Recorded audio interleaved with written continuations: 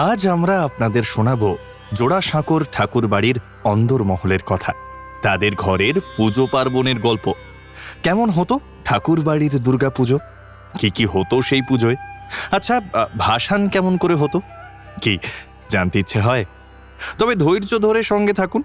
আপনারা শুনছেন clock tower, পৃথিবীর বিভিন্ন দেশের বিভিন্ন সময়ের বিভিন্ন মানুষের গল্প নিয়ে আসি আমরা প্রত্যেক সপ্তাহে, অর্থাৎ গল্প হলেও সত্যি। তাই সত্যিকারের গল্প শুনতে এক্ষুনি সাবস্ক্রাইব করে ফেলুন আমাদের চ্যানেল ক্লক টাওয়ার পডকাস্ট। আর আমাদের নতুন গল্পের চ্যানেলও কিন্তু এসে গেছে, কাহিনী স্কোপ। লিঙ্ক থাকলো ডেসক্রিপশনে, সাবস্ক্রাইব করুন আর শুনতে থাকুন দারুণ দারুণ সব গল্প। জোড়াসাঁকো ঠাকুরবাড়ি নামটার সাথে পরিচিত নয় এমন বাঙালি নেই বললেই চলে, তাই না? এই পরিবারের সংস্কৃতি থেকে রান্নার ধরন, গান, কবিতা, ছবি থেকে মেয়েদের শাড়ি পরার স্টাইল, সবই সময়ানুপাতে অনেকাংশেই আধুনিক আর অভিনব। ব্রাহ্ম ধর্মের সাথে পরিবারের নিবিড় যোগাযোগ থাকলেও নিত্য পুজো চলত বহাল তবিয়তে। এখন এ বাড়ির দুর্গাপুজোর আয়োজনের কথা জানতে চাইলে শুরু করতে হবে বেশ কয়েক যুগ আগে থেকে। এক বর্ষার দিনে জয়রাম ঠাকুরের ছেলে নীলমণি ঠাকুর লক্ষ্মী জনার্দনের বিগ্রহ আর নগদ 1 লাখ টাকা সঙ্গে নিয়ে ছোট ছোট ছেলে মেয়েদের হাত ধরে বৈষ্ণবচরণ শেঠের বাড়িতে আশ্রয় নেন। এখন এই বৈষ্ণবচরণ শেঠ ভাইয়ের সাথে বিবাদ করে ঘর ছাড়ার কথা শুনে সেদিনই লক্ষ্মী জনার্দন ঠাকুরের নামে জোড়াসাঁকোতে জমি দান করেন। ওই জমিতেই নীলমণি ঠাকুর পরে বাড়ি তৈরি করে 1784 সালের জুন মাস থেকে সপরিবারে থাকতে শুরু করেন। এইভাবেই জোড়াসাঁকোতে তৈরি হয় ঠাকুর বাড়ি। এরপর অবশ্য নীলমণি ঠাকুর আরও কয়েকটি বাড়ি কেনেন, তবে ওই ছিল তাঁর প্রথম বাড়ি। কাজেই গোড়ার থেকেই ঠাকুর বাড়ির গৃহদেবতা হচ্ছেন লক্ষ্মী জনার্দন জিউ, অর্থাৎ এই পরিবার ছিল পরম বৈষ্ণব। এই বাড়িতে সম্ভবত দ্বারকানাথ ঠাকুরই প্রথম দুর্গোৎসব প্রচলন করেন। জানা যায় দ্বারকানাথ আচার নিষ্ঠায় হিন্দু ছিলেন। দ্বারকানাথ ঠাকুরের ধর্মবিশ্বাস সম্বন্ধে ব্যোমকেশ মুস্তাফি বলেন, দ্বারকানাথ প্রথম বয়সে একজন বিশিষ্ট বৈষ্ণব ছিলেন। তাঁহার দেবদ্বিজে বিশেষ ভক্তি ছিল। তিনি প্রত্যহ হোম, তর্পণ, জপ করিতেন। অন্যান্য গৃহস্থ ব্রাহ্মণের ন্যায় গৃহদেবতা লক্ষ্মী জনার্দন শিলার নিত্য পূজা করিতেন। যে পূজক নিযুক্ত ছিল সে ভোগ্যাদি পাক করিয়া ভোগ দিত ও আরত্রিক করিত। গায়ত্রী জপের প্রতি তাহার বিশেষ ভক্তি ছিল। শেষে যখন মধ্য বয়সে তাহার সহিত রাজা রামমোহন রায়ের ঘনিষ্ঠতা হইল, তখন তিনি একেশ্বরবাদে শ্রদ্ধান্বিত হইয়াছিলেন বটে, কিন্তু দেবতা পূজায় বা জপে তাহার বিন্দুমাত্র ভক্তি কমে নাই। তাহার পর যখন সাহেব মেমদিগের সহিত ঘনিষ্ঠতা বাড়িল, তাহার বেলগাছিয়ার বাগানে খানা চলিতে লাগিল, তখন প্রথম প্রথম দ্বারকানাথ খানার টেবিলে বসিতেন না, দূরে দূরে থাকিতেন এবং খানার শেষে গঙ্গা জলাদি স্পর্শ ও বস্ত্র ত্যাগ করিয়া শুদ্ধ হইতেন।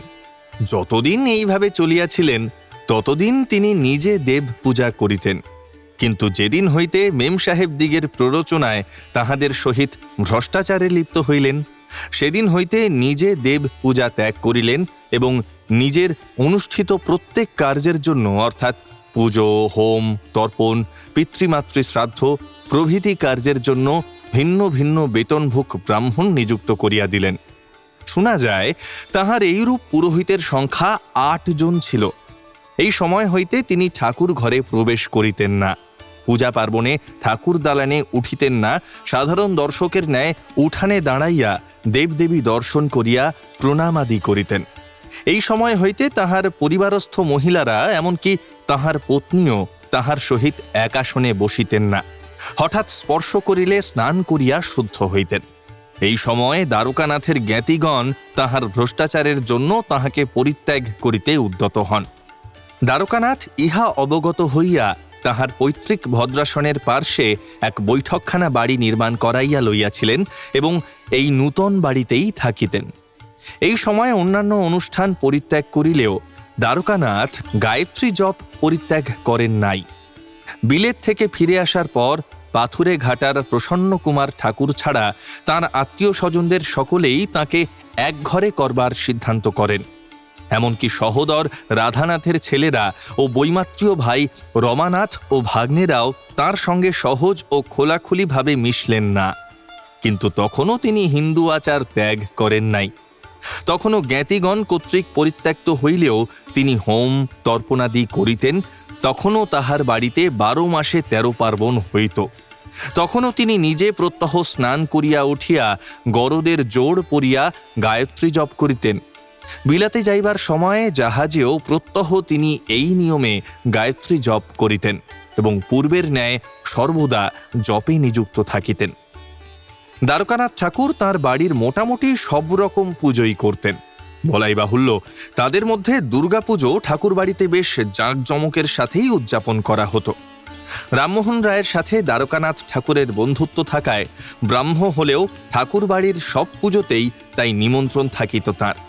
মহর্ষি দেবেন্দ্রনাথ ঠাকুর তাঁর আত্মজীবনীতে রাজা রামমোহন রায়ের সঙ্গে তাদের পারিবারিক ঘনিষ্ঠতার কথা আর পুজোয় নিমন্ত্রণ প্রসঙ্গে লেখেন, শৈশবকাল অবধি আমার রামমোহন রায়ের সহিত সংস্রব। আমি পিতার জ্যেষ্ঠ পুত্র। কোনো কার্যোপলক্ষে নিমন্ত্রণ করিবার জন্য আমাকেই বাড়ি বাড়ি যাইতে হইত। আশ্বিন মাসে দুর্গোৎসব, আমি এই উপলক্ষে রামমোহন রায়কে নিমন্ত্রণ করিতে যাই। গিয়ে বলিলাম, রামমণি ঠাকুরের নিবেদন, 3 দিন আপনার প্রতিমা দর্শনের নিমন্ত্রণ। শুনিয়াই তিনি বলিলেন, বেরাদর, আমাকে কেন, রাধাপ্রসাদকে বলো। রামমোহন রায়কে দুর্গাপুজোয় নিমন্ত্রণ প্রসঙ্গে আত্মজীবনীর পরিশিষ্টে সম্পাদক সতীশচন্দ্র চক্রবর্তী বলেন, দেবেন্দ্রনাথ রামমোহন রায়কে দুর্গাপুজোর নিমন্ত্রণ করিতে গিয়া তাহার নিকট হইতে যে উত্তর প্রাপ্ত হইয়াছিলেন, সেই উত্তর ও যে স্বরে তিনি সে উত্তর দিলেন, সেই স্বর সেই সময় দেবেন্দ্রনাথকে বিস্ময়াবিষ্ট করিয়াছিল এবং পরবর্তী জীবনে দেবেন্দ্রনাথের চিন্তা ও কার্যকে বহুল পরিমাণে প্রভাবিত করিয়াছিল। দেবেন্দ্রনাথ বলেছেন, আমাদের বাটিতে দুর্গাপুজো উপলক্ষে আমি একবার রাজাকে নিমন্ত্রণ করিতে গিয়াছিলাম। আমি আমার পিতামহের প্রতিনিধি স্বরূপ গিয়াছিলাম। চলিত প্রণালী অনুসারে আমি রাজাকে বলিলাম, রামমণি ঠাকুরের বাড়িতে আপনার দুর্গোৎসবের নিমন্ত্রণ। রাজা ব্যগ্রভাবে উত্তর করিলেন, আমাকে পুজোর নিমন্ত্রণ? সেই স্বর আমি যেন এখনো শুনিতেছি। তিনি আমার উপর বিরক্ত হন নাই, আমার প্রতি তিনি সর্বদাই প্রসন্ন থাকিতেন। রাজা আশ্চর্য হইয়াছিলেন যে তিনি পৌত্তলিকতার বিরুদ্ধে এত প্রতিবাদ করিতেছেন, অথচ লোকে তাহাকে দুর্গোৎসবে নিমন্ত্রণ করিয়া থাকে। যাহা হোক, রাজা বুঝিলেন যে ইহা সামাজিক ব্যাপার মাত্র। তিনি আমাকে তাহার জ্যেষ্ঠ পুত্র রাধাপ্রসাদের নিকট যাইতে বললেন। প্রচলিত পৌত্তলিকতায় রাধাপ্রসাদের কোনো আপত্তি ছিল না। সুতরাং তিনি আমন্ত্রণ গ্রহণ করিলেন এবং আমাকে কিছু মিষ্টান্ন ও ফল খাইতে দিলেন। নিমন্ত্রণ করিবার নিয়ম যে পরিবারের সবচাইতে বড় জীবিত ব্যক্তির নামেই তা করতে হয়। রামলোচন ঠাকুর 1807 খ্রিস্টাব্দে মারা যান, তাই এই নিমন্ত্রণ রামমণি ঠাকুরের নামেই করা হলো। ঠাকুর বাড়ির এই দুর্গামূর্তি কিন্তু বাইরে থেকে বায়না দিয়ে কেনা হতো না, ঠাকুর বাড়িতেই তৈরি হতো প্রতি বছর। সত্যেন্দ্রনাথ ঠাকুর বলছেন, প্রথমে যখন প্রতিমার কাঠামো নির্মাণ আরম্ভ হতো, তখন থেকে শেষ পর্যন্ত সমুদায় নির্মাণ কার্য আমরা কৌতূহলের সহিত পর্যবেক্ষণ করিতুম। আমাদের চোখের সামনে যেন ছোটখাটো একটি সৃষ্টিকার্য চলছে। প্রথমে খড়ের কাঠামো, তার উপর মাটি, খড়ের প্রলেপ, তার উপর রং, ক্রমে চিত্র বিচিত্র খুঁটিনাটি আর সমস্ত কার্য। সর্বশেষে অর্ধচন্দ্রাকৃতি চালের পরে দেবদেবীর মূর্তি আঁকা, তাতে আমাদের চোখের সামনে বৈদিক পৌরাণিক দেবসভা উদ্ঘাটিত হতো। ইন্দ্র, চন্দ্র, বায়ু, বরুণ, ব্রহ্মা, বিষ্ণু, মহেশ্বর, কৃষ্ণলীলা, রাম রাবণের যুদ্ধ, কৈলাসে হরপার্বতী, নন্দীভৃঙ্গি, হনুমান ও গন্ধমাদন, বিনা হস্তে নারদমুনি, গরুর বাহন বিষ্ণু, বিষ্ণুর অনন্ত শয্যা, নৃসিংহ অবতার, কিন্নর গন্ধর্ব মিলিত ইন্দ্রসভা। গীতায় 11 স্বর্গে যেমন বিশ্বলোকের বর্ণনা আছে, আমাদের এই চর্মচক্ষে সেই বিশ্বলোক আবিষ্কৃত হতো। রাংতা দিয়ে যখন ঠাকুরদার দেহমণ্ডন, বসন, ভূষণ, সাজসজ্জা প্রস্তুত হতো, দেখতে বড়ই কৌতূহল হতো। লক্ষ্মী সরস্বতীর চমৎকার বেশভূষা, লম্বোদর গজানন, গণেশ ঠাকুরের মুশিক তাঁর স্থূল দেহের আড়ালে লুকিয়ে থাকত। কিন্তু কার্তিকের পেখম ধরা ময়ূরের যে বাহার, তার কহতব্য নয়। কার্তিক ঠাকুরের অপূর্ব সাজসজ্জা, তাঁর গুক্ষজোড়া, আকৃতি, বেশভূষা, ফিনফিনে শান্তিপুরী ধুতি দেখে মনে হতো যেন একজন বাঙালি বাবু ময়ূরের উপর এসে অধিষ্ঠান করেছেন। মহিষাসুর বেচারির অবস্থা বড় শোচনীয়। সিংহের কামড়ে তার দক্ষিণ হস্ত অসাড়। এদিকে আবার সিংহবাহিনীর দশভুজার বর্ষাবিদ্ধ হওয়ায় তার নড়নচড়নের জো নেই। এ সত্ত্বেও তার মুখে মিল্টনের শয়তান সদৃশ্য কেমন একটা অদম্য বীরত্ব ফুটে বেরোচ্ছে।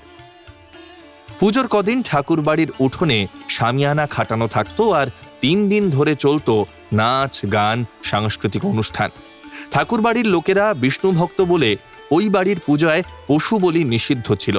এ প্রসঙ্গে সত্যেন্দ্রনাথ ঠাকুর বলছেন, আমাদের বৈষ্ণব পরিবারে কি ভাগ্যি পশু বলির বিভৎসকাণ্ড ছিল না, সেই রক্ষা। পশুর বদলে কুমড়ো বলি হয় এই শুনতুম। কলকাতার সমসাময়িক আর 5টা পুজোর মতো এই ঠাকুর বাড়িতেও পুজোর সময় যাত্রাপালা হতো। কত যাত্রার দল এসে মহড়া দিত, তারপর তাদের মধ্যে থেকে সেরাদের বেছে নেওয়া হতো। যাত্রা দেখতে কত লোকের ভিড় হতো উঠান জুড়ে।